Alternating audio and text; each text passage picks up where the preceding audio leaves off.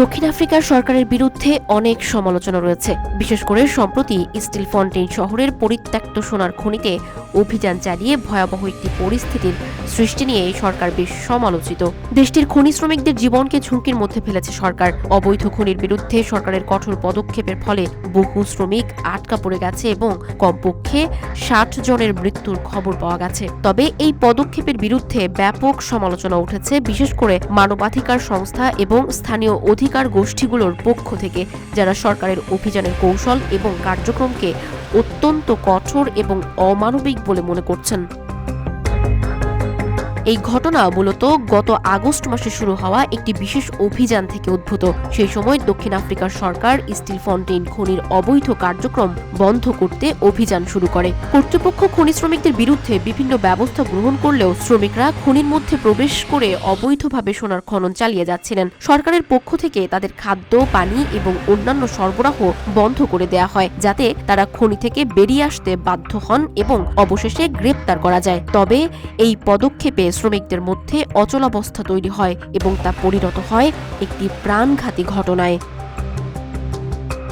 এদিকে কর্তৃপক্ষ জানিয়েছে যে উদ্ধার অভিযান এখনো চলমান রয়েছে, তবে খনির গভীরতায় আটকা পড়া শ্রমিকদের সঠিক সংখ্যা জানানো সম্ভব হয়নি। স্থানীয় পুলিশ জানিয়েছে, আমরা জানি না খনির মধ্যে কতজন লোক আটকা পড়ে আছেন, কারণ যাদেরকে উদ্ধার করা হয়েছে তারা সবাই একটি নির্দিষ্ট গ্রুপের অন্তর্গত, তবে অন্যদের সম্পর্কে কোনো নিশ্চিত তথ্য নেই। এখন পর্যন্ত ৭টি মৃতদেহ উদ্ধার করা হয়েছে এবং এর আগের দিন ৯টি মৃতদেহ পাওয়া গেছে। সোমবারের পর থেকে ১০৬ জন জীবিত শ্রমিককেও উদ্ধার করা হয়েছে, তবে তাদের সবাইকেই গ্রেপ্তার করা হয়েছে অবৈধ খনন কর্মকাণ্ডে জড়িত থাকার জন্য। উদ্ধার কাজের পরিমাণ এতটা বিপজ্জনক হয়ে উঠেছে যে কর্তৃপক্ষের অনুমান অন্তত ১০০ জন শ্রমিক এই খনির মধ্যে আটকা পড়ে থাকতে পারে এবং তাদের মধ্যে অধিকাংশই হয়তো মৃত্যুবরণ করেছে। দক্ষিণ আফ্রিকার খনি শিল্পে অবৈধ খনন দীর্ঘ সময় ধরে একটি বড় সমস্যা হয়ে দাঁড়িয়েছে। সরকারের হিসেবে এই অবৈধ খনি কার্যক্রম প্রতি বছর কয়েকশো মিলিয়ন ডলার রাজস্ব ক্ষতি ঘটায়। দক্ষিণ আফ্রিকার সরকার জানিয়েছে, এ ধরনের অবৈধ কার্যক্রমের বিরুদ্ধে লড়াই করার জন্য স্টিল ফন্টেইন খনির অবরোধ অত্যন্ত গুরুত্বপূর্ণ ছিল। তবে স্থানীয় অধিকার গোষ্ঠী এবং বাসিন্দারা এই অভিযানকে কঠোরভাবে সমালোচনা করেছেন এবং তাদের মতে খনি শ্রমিকদের প্রতি সরকারের পদক্ষেপ অত্যন্ত অমানবিক।